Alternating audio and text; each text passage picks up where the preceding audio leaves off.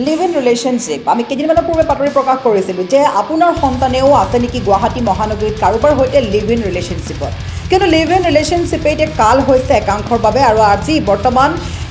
যি ঘটনা সংঘটিত হৈছিল 10 জুলাই তাৰিখে কাহিলীপাৰাৰ এগৰাকী প্ৰেয়সীৰ সৈতে নৱজ্যোতি তালুকদাৰে কৰিছিল লিভ ইন ৰিলেশ্যনশ্বিপ তাৰ পাছতেই প্ৰেয়সীৰ কাৰণেই কাজিয়াৰ সূত্ৰপাত হৈ মৃত্যুক আঁকোৱালি ল'ব লগা হৈছিল নৱজ্যোতি আৰু আজি সেই ঘটনাৰ নতুন ক্লু পোৱা গৈছে দিছপুৰ আৰক্ষীয়ে ৰুজু কৰিছে গোচৰ এই সন্দৰ্ভত আৰু এই মুহূৰ্তত আমি প্ৰত্যেকগৰাকী দৰ্শকক ক'ব লাগিব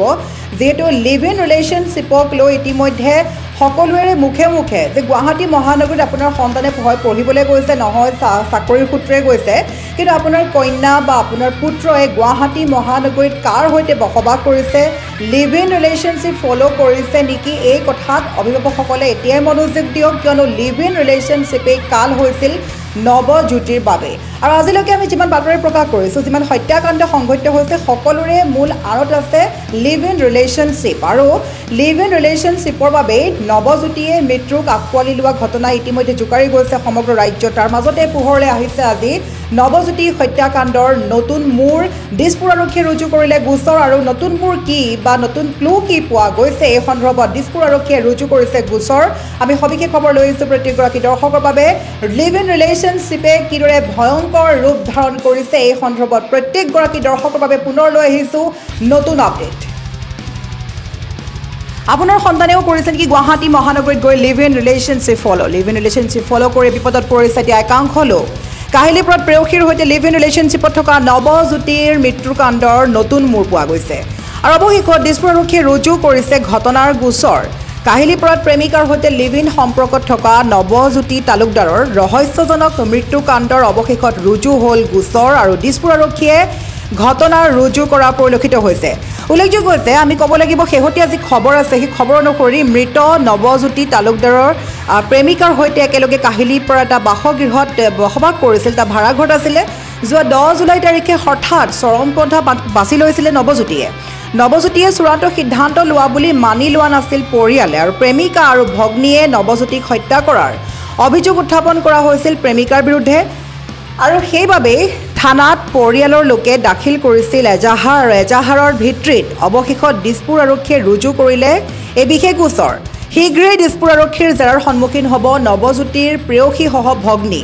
উল্লেখযোগ্য যে যোৱা 10 জুলাইত কাহিলীপাৰাৰ কল্যাণী নগৰ এটা ভাড়াঘৰত চিপ লোৱা অৱস্থাত আৰক্ষীয়ে উদ্ধাৰ কৰিছিল নৱজ্যোতিৰ মৃতদেহ প্ৰেমিকাৰ প্ৰাৰম্ভিক ভাষ্য অনুসৰি প্ৰথমে প্ৰেমিকাক এটা কোঠাত আবদ্ধ কৰি নিজৰ জীৱন শেষ কৰি দিছিল প্ৰেমিকে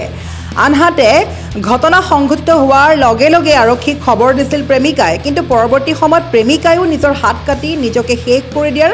অপচেষ্টা কৰিছিল আৰু গুৰুতৰভাৱে আহত হোৱা যুৱতীগৰাকীক ততাতৈয়াকৈ গুৱাহাটীৰ এখন ব্যক্তিগত হস্পিটেলত ভৰ্তি কৰা হৈছিল জানিব পৰা মতে বিগত এটা বছৰে কাহিলীপাৰাৰ ভাড়াঘৰটোত বসবাস কৰিছিল দুয়োগৰাকী আনহাতে যুৱতীগৰাকীয়ে চিকিৎসালয়ত দীৰ্ঘদিন ধৰি দুয়োৰে মাজত হোৱা কাজিয়াৰ কথাও স্বীকাৰ কৰিছে এতিয়া নৱজ্যোতিৰ পৰিয়ালৰ অভিযোগৰ ভিত্তিত দিছপুৰ আৰক্ষীয়ে গোচৰটো পঞ্জীয়ন কৰিছে পৰৱৰ্তী সময়ত আৰক্ষীৰ তদন্ততহে পোহৰলৈ আহিব নৱজ্যোতিৰ ৰহস্যজনক মৃত্যুৰ আঁৰৰ প্ৰকৃত সত্য সেয়েহে আমি পুনৰবাৰ কৈছোঁ প্ৰত্যেকগৰাকী নিউজ এছামৰ দৰ্শকক যে আপোনাৰ কন্যা বা আপোনাৰ পুত্ৰই যদি গুৱাহাটী মহানগৰীলৈ বা আন ঠাইলৈ গৈছে সেয়া পঢ়াৰ সূত্ৰেই হওক সেয়া কৰ্মসূত্ৰেই হওক মুঠৰ ওপৰত যি সূত্ৰে নাযাওক লাগিলে আপোনাৰ সন্তানে গুৱাহাটী মহানগৰীতে হওক বা আন ঠাইলৈ গৈ ক'ত বসবাস কৰি আছে কাৰ লগত আছে তেওঁৰ প্ৰেমিক বা প্ৰেমিকাৰ লগত আছে নেকি এই কথা সদায় মনোযোগ দিব কিয়নো এনেধৰণৰ ঘটনা সদায় সংঘটিত হ'ব ধৰিছে আৰু এইবাৰ লিভ ইন ৰিলেশ্যনশ্বিপৰ বাবে আচলতে প্ৰায়বোৰ হত্যাকাণ্ড সংঘটিত হয় আৰু এইবাৰ পুনৰ হত্যাকাণ্ড হৈছিলে নৱজ্যোতিৰ বিৰুদ্ধে নৱজ্যোতিয়ে এটা কোঠালিত চিপ জুৰি লৈ আত্মহত্যা কৰা বুলি জানিব পৰা গৈছিলে কিন্তু এতিয়া সেই আত্মহত্যাক পৰিকল্পিত হত্যাকাণ্ড বুলি স্বীকাৰ কৰিছে পৰিয়ালৰ লোকে তেওঁৰ প্ৰেমিকাৰ ওপৰত দোষাৰোপ কৰিছে তেওঁৰ প্ৰেমিকাৰ ভগ্নীৰ ওপৰত দোষাৰোপ কৰিছে পৰিয়ালে অভিযোগ কৰিছিলে যে নৱজ্যোতিক হত্যা কৰা দুই অপৰাধী হৈছে ক্ৰমান্বয়ে নৱজ্যোতিৰ প্ৰেমিকা আৰু প্ৰেমিকাৰ ভগ্নী কিন্তু প্ৰেমিকায়ো নিজকে শেষ কৰিম বুলি হাত কাটি দিছিল আৰু অৱশেষত দিছপুৰ এখন ব্যক্তিগত হস্পিটেলত চিকিৎসাধীন হৈ আছে প্ৰেমিকাগৰাকী কিন্তু বৰ্তমানলৈকে পোহৰলৈ অহা নাই কোনো কথা বৰ্তমান পৰিয়ালৰ অভিযোগ অনুসৰি দিছপুৰ আৰক্ষীয়ে ৰুজু কৰিছে গোচৰ ৰুজু হোৱাৰ পিছতেই আৰম্ভ হ'ব তদন্ত প্ৰক্ৰিয়া আৰু অৱশেষত জানিব পৰা যাব যে নৱজ্যোতিৰ সেয়া আত্মহত্যা আছিল নে পৰিকল্পিত হত্যাকাণ্ড আছিল তাক লৈ এতিয়া সকলোৰে মাজত সৃষ্টি হৈছে সকলোৱে উৎকণ্ঠাৰে বাট চাই আছে যে ফলাফল কি আহিব পাৰে যেহেতু কাহিলীপাৰাত নৱজ্যোতি তালুকদাৰে এবছৰে বসবাস কৰি থকা এটা ভাড়া ঘৰত চিপ জুৰি লৈ মৰি আছিল মৃত বুলি ঘোষণা কৰা হৈছিল কিন্তু সেই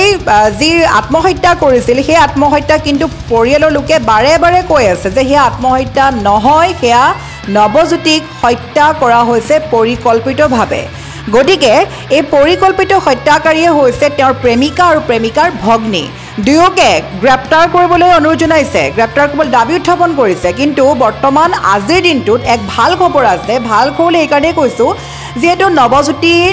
মৃতদেহ পোৱা গৈছে আৰু বৰ্তমান দিছপুৰ আৰক্ষীয়ে গোচৰটো ৰুজু কৰা পৰিলক্ষিত হৈছে আৰু ৰুজু কৰা গোচৰটোৰ এতিয়া সন্দৰ্ভত অভিযান আৰম্ভ হ'ব অভিযানত পোহৰলৈ আহিব যে নৱজ্যোতি তালুকদাৰৰ সেয়া পৰিকল্পিত হত্যাকাণ্ড আছিল নে সেয়া আত্মহত্যা আছিল তাৰ বাবে আমি পৰৱৰ্তী প্ৰতিবেদন যোগে আগবঢ়াম পুনৰ এই খবৰৰ A to Z